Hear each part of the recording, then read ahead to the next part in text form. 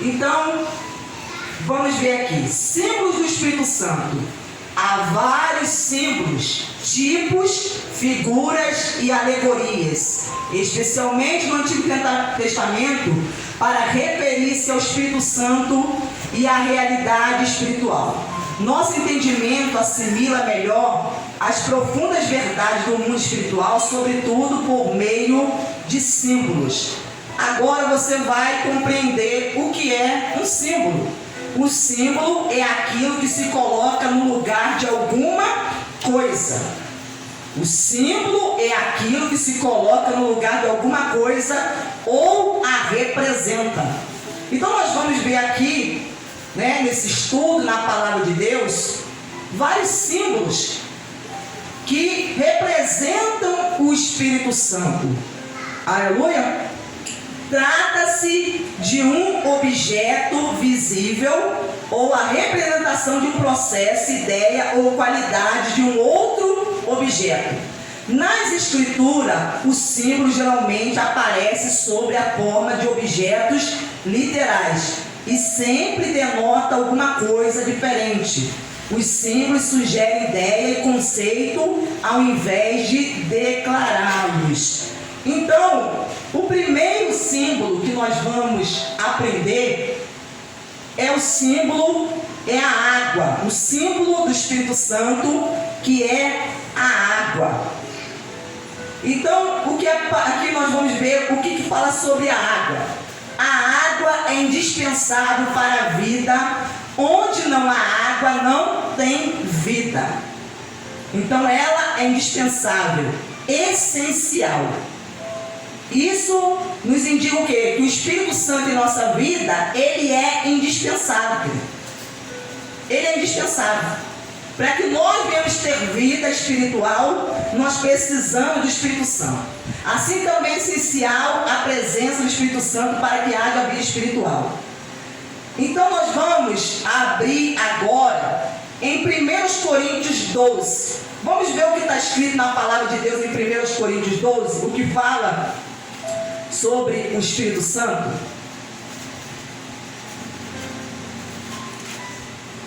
1 Coríntios, capítulo de número 12. Versículo também de número 12. É o 12 e o 13. Porque assim como o corpo é um e tem muitos membros, e todos os membros, mesmo sendo muito, constituem um só corpo. Assim também é com respeito a Cristo. Então, já que nesse primeiro versículo está aqui falando sobre o corpo. O corpo refere-se à igreja, a igreja de Cristo. Cristo é o cabeça e o corpo é a igreja. E o corpo, ele possui muitos membros, diferentes tipos de membros. Então aqui fala o quê? E todos os membros, mesmo sendo muito, constituem um só corpo. Assim também é com respeito a Cristo. Pois em um só Espírito todos nós fomos batizados em um só corpo, quer judeus, quer gregos, quer escravos, quer livres, e a todos nós foi dado beber de um só Espírito. Então aqui no finalzinho do versículo, olha aqui o que diz a palavra de Deus, que a todos nós.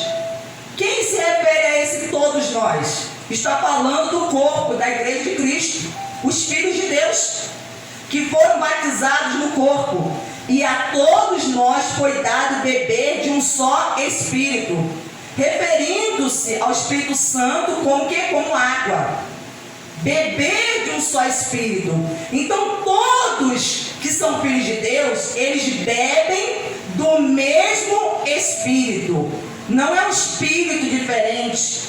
Então o mesmo Espírito Santo que é dado a mim, é o mesmo Espírito Santo que é dado a você, que é dado ao outro irmão, a outra irmã, mesmo que sejam de denominações diferentes, pessoas que estão morando em lugares diferentes, mas aquela pessoa que creu em Jesus, que ela foi salva por meio de Cristo, essa pessoa ela vai beber do mesmo Espírito.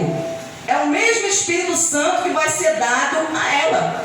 Aquele irmão em Cristo que está lá no Japão, aquele irmão em Cristo que está lá na China, que está lá nos Estados Unidos, no Canadá, que está em outros países da América Latina, países lá da Europa. Quer dizer, aqueles que são de Cristo, eles bebem todos do mesmo Espírito. Então isso está indicando que o Espírito Santo é comparado à água, a qual nós devemos beber dele. Nós devemos beber do Espírito Santo. Nós devemos ter sede do Espírito Santo. Devemos estar sedentos do Espírito Santo. Então diz aqui, a água lava. Qual é a função da água? Ela lava, ela limpa. Quer dizer, ela limpa, ela arranca a sujeira, as impurezas. Ela hidrata, ela trata. Então isso indica que o Espírito Santo ele vai tratar de nós. Ela umedece, ela refresca, ela traz alívio. Não é isso que o Espírito Santo ele traz à vida do homem? Quando o homem recebe a Cristo, o Espírito Santo vem fazer morada nele. Jesus falou que aquele que está cansado e sobrecarregado, para vir até ele, que ele vai aliviar. O Espírito Santo vai entrar na pessoa e vai trazer a ela o descanso, o alívio que a sua alma precisa dele. É o Espírito Santo que faz essa obra. E ele dessedenta, ele mata a sede. A pessoa está com a alma sedenta de Deus. Está com a alma sedenta. A pessoa está em busca de Deus. A alma está chamando, gritando por Deus.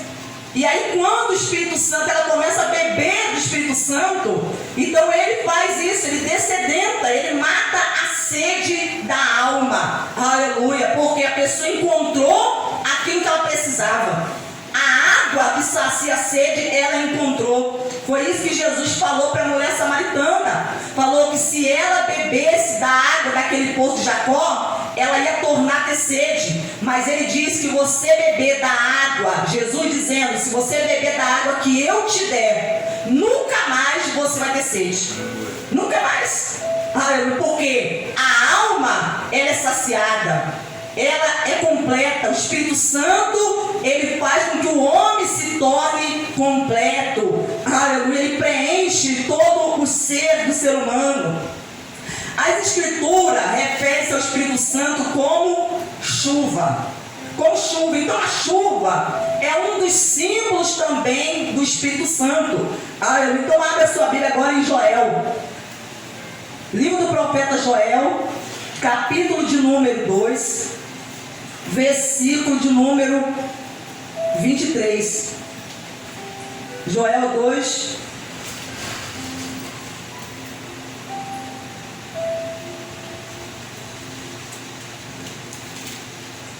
Qual era a situação do povo de Israel, o povo de Deus? Eles se encontravam afastados de Deus, o povo de Deus, o povo de Israel. Quando Deus levanta o profeta Joel para profetizar, qual era a situação deles?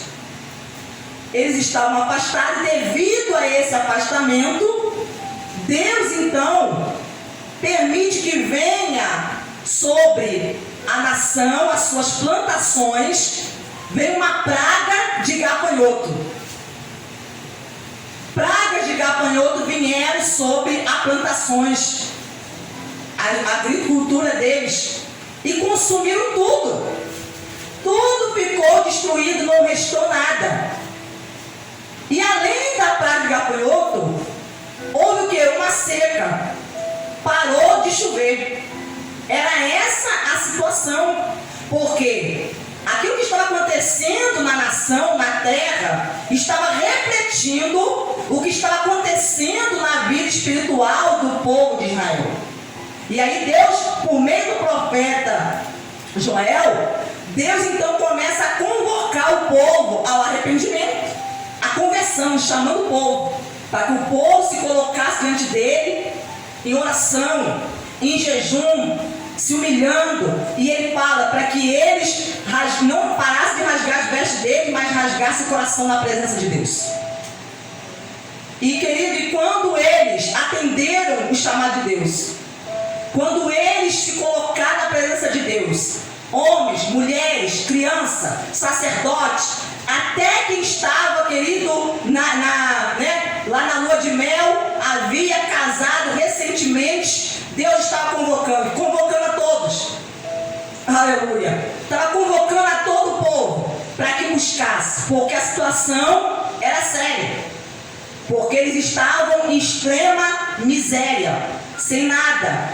Era miséria material e miséria espiritual. E Deus queria o que? Mudar aquela situação. Mas era preciso o povo se voltar para Deus, querido. É preciso. Aleluia. Então, o Senhor, através do profeta, ele fala aqui, vamos ler aqui a partir do versículo 21, fala assim: não tenha medo, ó terra, alegre-se e exulte, porque o Senhor faz grandes coisas. Não tenham medo, animais selvagens, porque os pastos do deserto reverdecerão, porque as árvores darão seus frutos, as figueiras e a videira produzirão com vigor. Aleluia. Por que Deus estava dizendo isso? O povo estava com medo, porque a terra estava devastada. Então havia que os animais estavam todos morrendo, estavam perdendo as suas criações. E diz aqui que as árvores frutíferas haviam sido consumidas pelo gafanhoto. Filhos, 23, filhos de Sião, alegre-se e exulte no Senhor seu Deus, porque Ele lhes dará a chuva em justa medida. Fará descer, como no passado, as primeiras e as últimas chuvas. Então, as primeiras e as últimas chuvas está fazendo uma referência à chuva temporã e à chuva serôdia. O que é a chuva temporã? É as primeiras chuvas que ao cair, que cai no outono, especialmente no final de outubro, prepara o terreno para ser lavrado e semeado. Então, quando chegava nessa época, na estação do outono, Deus enviava essa chuva temporã. Deus enviava essa chuva, para que essa chuva, ela pudesse preparar o terreno. Ela preparava, para que o terreno fosse semeado. Ela também é responsável por irrigar os campos recém-semeados. Já a chuva serôdia, que cai na primavera, principalmente entre março e maio, é fundamental para fazer com que os grãos cresçam e produza uma boa colheita. Então, para que eles tivessem uma boa colheita, não era somente semear. Eles dependiam da chuva temporã e da chuva serôdia. E eles precisavam preparar a terra, semear, e precisava que essa chuva caísse. A chuva, então, da primavera, para que eles tivessem uma boa colheita. Se na ausência da chuva temporã o solo fica muito prejudicado, sem a chuva serôdia, todo o cultivo fica seriamente ameaçado. Além disso, na região da Palestina, a chuva serôdia e a chuva temporã são tão importantes, porque entre elas há um verão quente e muito seco. Então, entre uma estação e outra, havia o que? A estação, o verão, que era um período muito quente, um período muito seco. Então era necessário, era importante essa chuva ser derramada. Então vamos ler aqui novamente esse versículo 23. Filhos de Sião, alegre-se e exulte no Senhor seu Deus, porque Ele lhes dará a chuva em justa medida, fará descer como no passado as primeiras e as últimas chuvas. As eiras se encherão de trigo, os lagares transbordarão de vinho e de azeite. Restituirei os anjos que foram consumidos pelo gafanhoto, o migrador, o devorador, o destruidor. O meu grande exército que enviei contra vocês. Vocês terão comida em abundância e ficarão satisfeitos, e louvarão o nome do Senhor seu Deus, que fez maravilhas em favor de vocês. vocês. E diz aqui: e nunca mais o meu povo será envergonhado. Vocês saberão que eu estou no meio de Israel, e que eu sou o Senhor, o Deus de vocês, e que não há outro, e nunca mais o meu povo será envergonhado. E acontecerá depois disto que derramarei o meu espírito sobre toda a humanidade. Os filhos e as filhas de vocês profetizarão, e os seus velhos sonharão, e os seus jovens terão visões. Até sobre os servos e as servas derramarei o meu espírito naqueles dias. Então nós vemos aqui, olha a ligação que existe, né, entre esse símbolo que é a chuva e o Espírito Santo. Porque logo no contexto abaixo, né, o Senhor usa Joel para falar a respeito da promessa do Espírito Santo, da sua vinda. E o que refere-se a essas primeiras e as últimas chuvas? As primeiras e últimas chuvas faz também referência, né, ao Espírito Santo quando veio sobre os profetas. Quando veio sobre aqueles, os profetas, os juízes, no Antigo Testamento, que foram levantados por Deus e entregaram ali as mensagens de Deus. Então o Espírito Santo vinha sobre algumas pessoas. Foi a primeira chuva, não era sobre todos.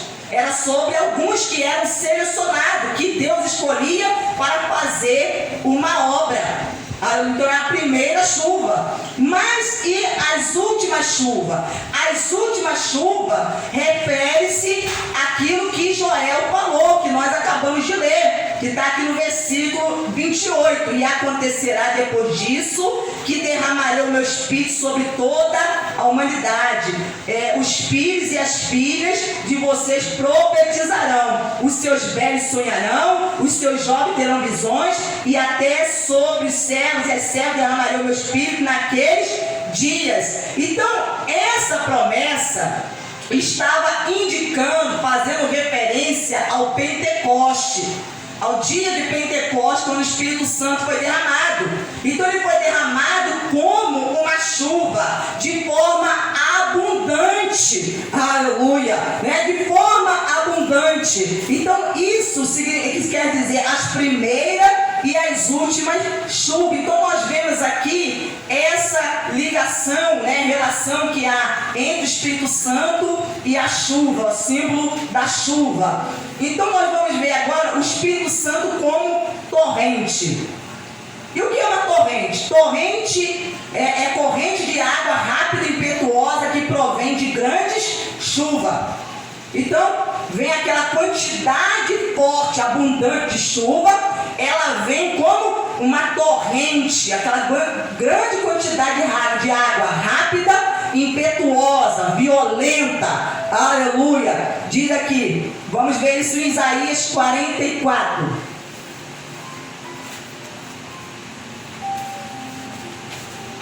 Isaías 44, versículo 3.